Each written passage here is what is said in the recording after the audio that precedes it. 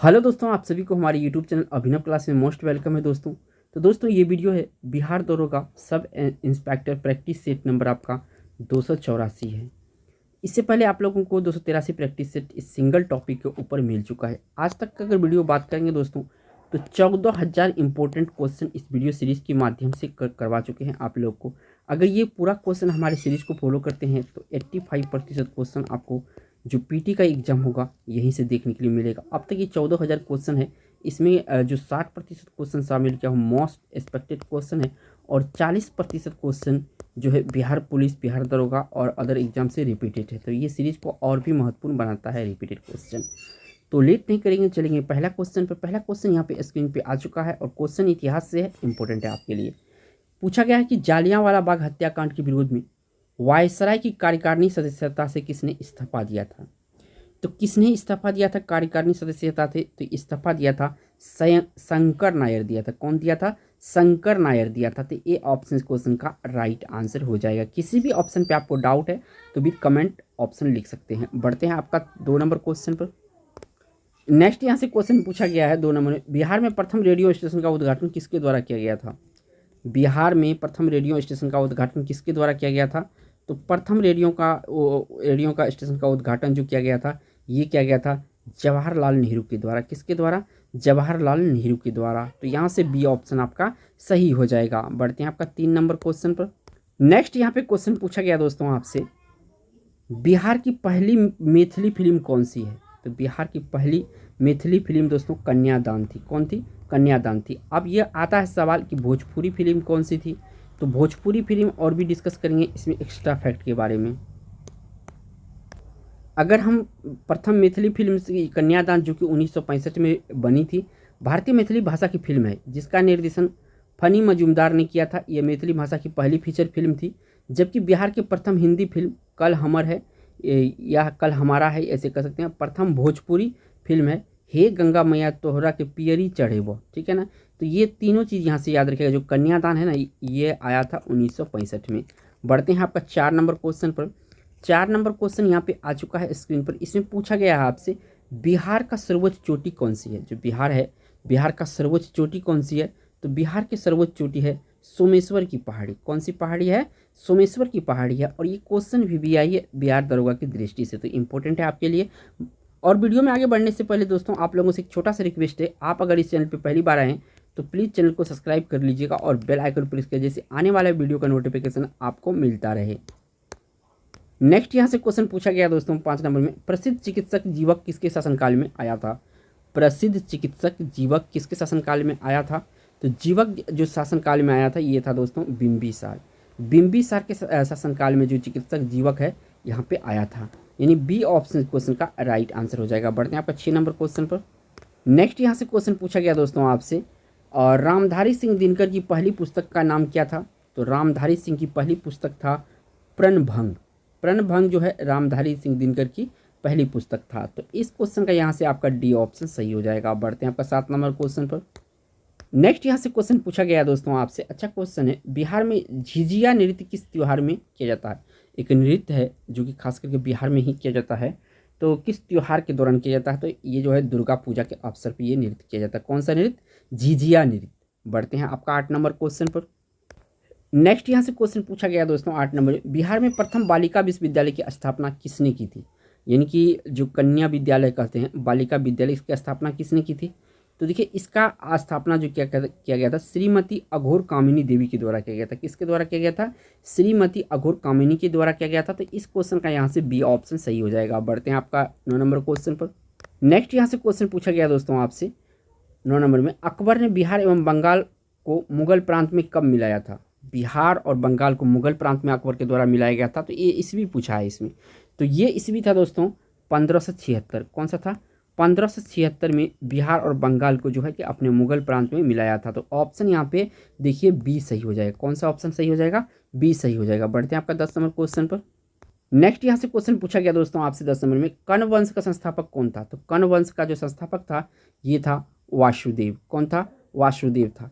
तो इस क्वेश्चन का यहाँ से राइट आंसर सी ऑप्शन सही हो जाएगा। बढ़ते हैं 11 नंबर क्वेश्चन पर। नेक्स्ट यहाँ से क्वेश्चन पूछा गया आपसे 11 नंबर में, वर्ष 1938 में भारतीय राष्ट्रीय कांग्रेस का हरिपुरा अधिवेशन की अध्यक्षता किसने किया था? तो देखिए इसका जो अध्यक्षता किया गया था हरिपुरा और त्रिपुरा दोनों की अध्यक्षता किया गया था सुभाष चंद्र बोस के द्वारा। किसके द्वारा? सुभाष चंद्र बोस के द्वारा। बढ़ते हैं आपका 12 नंबर क्वेश्चन पर। नेक्स्ट यहाँ से क्वेश्चन पूछा गया है 12 नंबर में, भारत में सर्वाधिक मात्रा में सोने के सिक्के किन शासकों द्वारा जारी किए गए थे? भारत में सर्वाधिक मात्रा में सोने के सिक्के किन शासकों के द्वारा जारी किए गए थे? तो ये शासक थे गुप्त वंश। गुप्त वंश जो है भारत में सर्वाधिक सोने के सिक्के चलाए थे। तो इस क्वेश्चन का जो राइट आंसर है डी ऑप्शन सही है। बढ़ते हैं आपका 13 नंबर क्वेश्चन पर।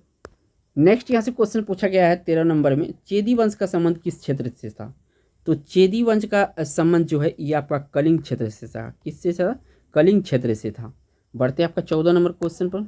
नेक्स्ट यहाँ से क्वेश्चन पूछा गया 14 नंबर में, किस मुस्लिम शासक ने सिक्कों पर लक्ष्मी की आकृति बनाई?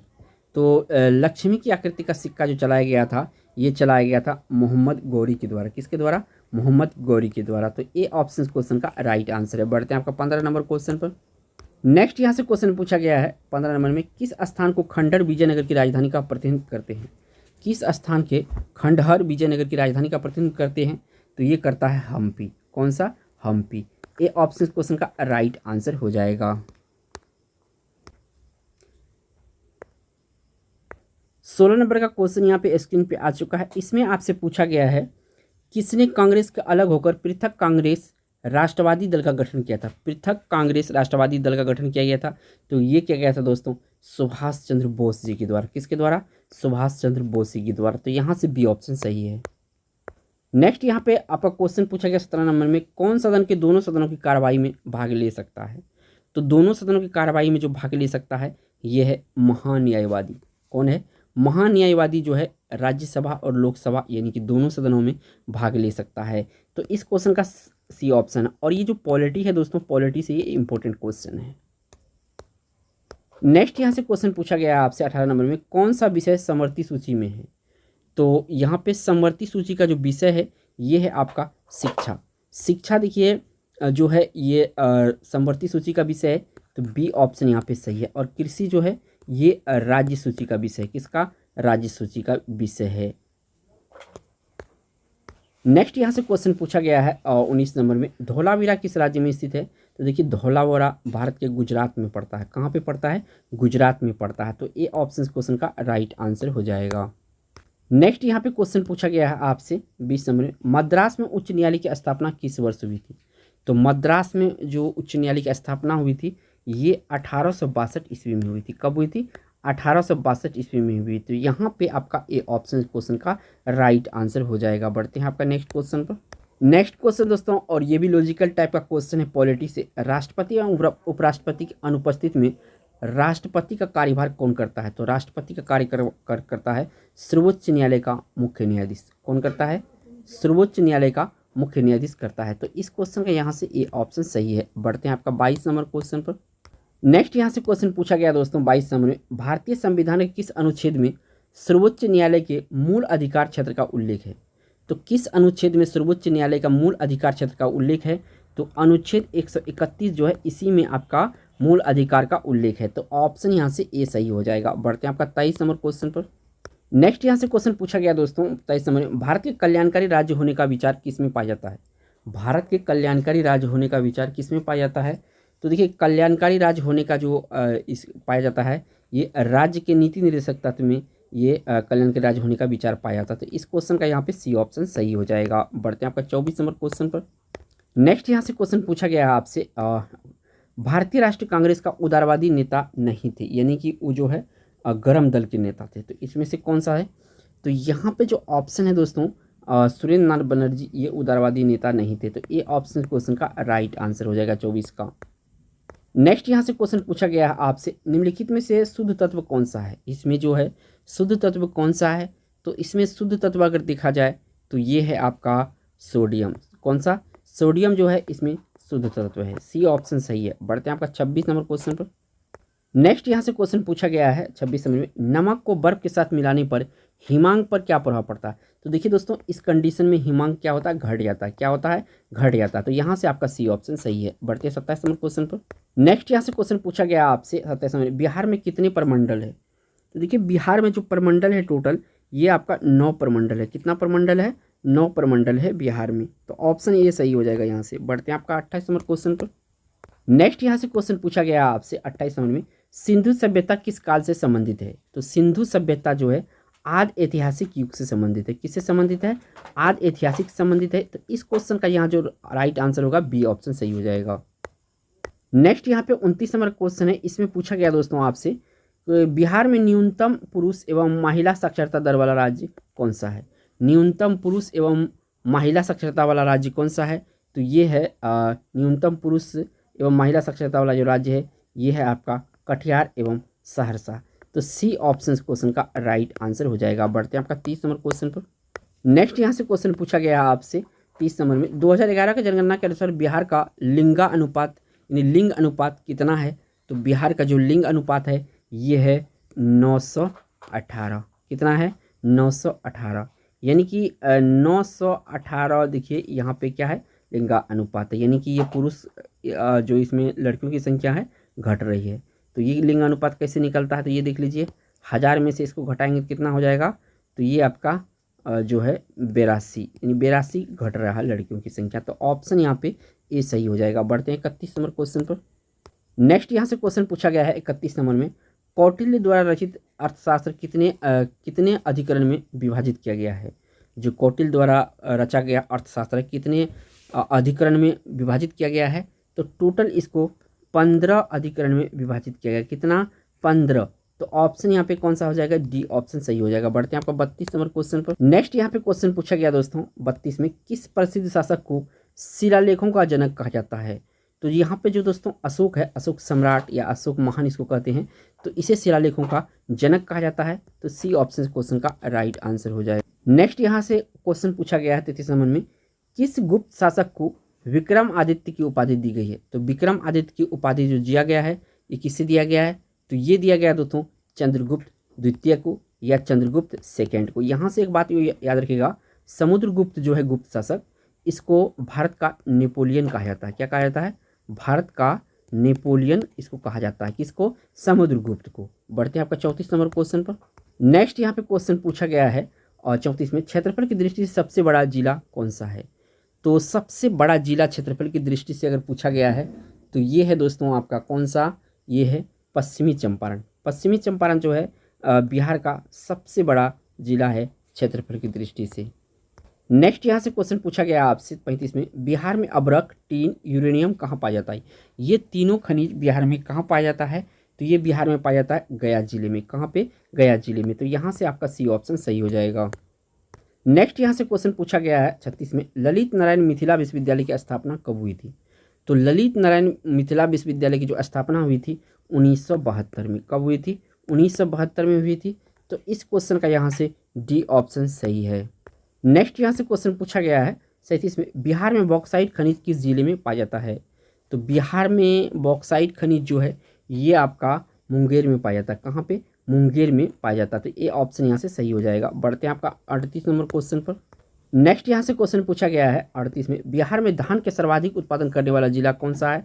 तो देखिए याद रखिएगा, ये जो रोहतास है, रोहतास जिला बिहार में सबसे अधिक यहाँ पे धान की पैदावार होती है।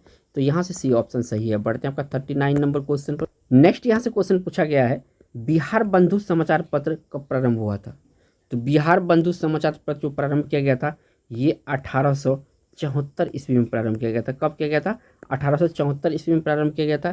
तो इस क्वेश्चन का डी ऑप्शन सही है। बढ़ते हैं आपका 40 नंबर क्वेश्चन पर। नेक्स्ट यहाँ से क्वेश्चन पूछा गया है आपसे 40 में, बिहार के किस महाकवि के काल में नचारी राग को गीत घर घर गाए जाते थे? किस काल में नचारी राग के गीत घर घर गाए जाते थे? तो ये गाए जाते थे दोस्तों महाकवि विद्यापति के काल में। कब? महाकवि विद्यापति के काल में। तो ये ऑप्शन क्वेश्चन का राइट आंसर है। बढ़ते हैं 41 नंबर क्वेश्चन पर। नेक्स्ट यहाँ से क्वेश्चन पूछा गया है और 41 में, बिहार के किस नगर से हिंदी मासिक पत्रिका बालक का प्रकाशित हुआ था? तो मासिक पत्रिका बालक ये प्रकाशित कहाँ से किया गया था बिहार में? तो ये किया गया था दोस्तों आपका पटना में। कुछ एक्स्ट्रा फैक्ट भी इससे जान लेते हैं। पटना 1926 में आचार्य रामलोचन शरण के संपादन में बालक पत्रिका का प्रकाशन प्रारंभ हुआ था। किसके शरण में? तो रामलोचन शरण, और ये ईस्वी कौन था? ईस्वी पूछा जाता है 1926, यानी कि यहाँ से आपका जो है बढ़ते हैं नेक्स्ट क्वेश्चन पर। नेक्स्ट यहाँ पे क्वेश्चन जो पूछा गया है आपसे 42 में, भगवान महावीर का प्रथम शिष्य कौन था? भगवान महावीर का प्रथम शिष्य कौन था? तो जमाली जो है दोस्तों, जमाली, ये भगवान महावीर का प्रथम शिष्य था। बढ़ते हैं आपका 43 नंबर क्वेश्चन पर। नेक्स्ट यहाँ से क्वेश्चन पूछा गया है 43 में, भारतीय राष्ट्रीय कांग्रेस के लाहौर अधिवेशन 1929 की अध्यक्षता किसने की थी? यहाँ पे पूछा है 1929 की अध्यक्षता किसने की थी? तो ये किया गया था दोस्तों किसके द्वारा? तो ये किया गया था पंडित जवाहरलाल नेहरू के द्वारा। किसके द्वारा? पंडित जवाहरलाल नेहरू के द्वारा। बी ऑप्शन सही है। नेक्स्ट यहाँ पे क्वेश्चन पूछा गया है 44 में, रंगपुर विद्रोह कहाँ हुआ था? ये जो रंगपुर विद्रोह है ये कहाँ पे हुआ था? तो रंगपुर विद्रोह आपका बंगाल में हुआ था। कहाँ पे हुआ था? बंगाल में हुआ था। नेक्स्ट यहाँ से क्वेश्चन पूछा गया है 45 में, प्राचीन भारत में निष्क शब्द का प्रयोग किसके लिए किया जाता था? तो स्वर्ण आभूषण के लिए निष्क शब्द का प्रयोग किया जाता था। ये ऑप्शन क्वेश्चन का राइट आंसर हो जाएगा। नेक्स्ट यहाँ पे 46 नंबर क्वेश्चन आ चुका है कि पूछा गया दिल्ली का कौन सा शासक मंगोल नेता चंगेज खां का समकालीन था? चंगेज खां का समकालीन जो था ये था इल्तुतमिश। ये गुलाम वंश के शासक थे इल्तुतमिश, और ये चंगेज खां के समकालीन था। बढ़ते हैं आपका नेक्स्ट क्वेश्चन पर। नेक्स्ट यहाँ से क्वेश्चन पूछा गया है 47 में, अश्वघोष किस शासक के समकालीन थे? अश्वघोष जो है किसके समकालीन थे? तो अश्वघोष जो है कनिष्क के समकालीन थे। किसके? कनिष्क के समकालीन थे। बी ऑप्शन सही है। नेक्स्ट यहाँ से क्वेश्चन पूछा गया है 48 में, महान शहनाई वादक बिस्मिल्लाह खां का असली नाम था? तो इसका जो असली नाम था ये को कमालुद्दीन था। क्या था? को कमालुद्दीन था। तो बी ऑप्शन क्वेश्चन का राइट आंसर हो जाएगा। नेक्स्ट यहाँ पे क्वेश्चन पूछा गया है 49 में, बिहार में कोसी मेला कहाँ लगता है? तो कोसी मेला जो लगता है ये बिहार के कटिहार जिले में लगता है। कहाँ पे? कटिहार जिले में लगता है। बढ़ते हैं आपका इस वीडियो का लास्ट क्वेश्चन पर। नेक्स्ट यहाँ से क्वेश्चन जो पूछा गया है आपसे 50 में, मौर्य काल में रेशम कहाँ मंगाई जाती थी? रेशम कहाँ से मंगाई जाती थी? तो ये चीन से मंगाई जाती थी। कहाँ से? चीन से, खास करके कनिष्क शासनकाल में। और दोस्तों वीडियो अगर अच्छा लगा हुआ ना तो एक लाइक जरूर कीजिएगा, और चैनल पर पहली बार हैं तो चैनल को सब्सक्राइब जरूर कीजिएगा। थैंक्स फॉर वॉचिंग दोस्तों।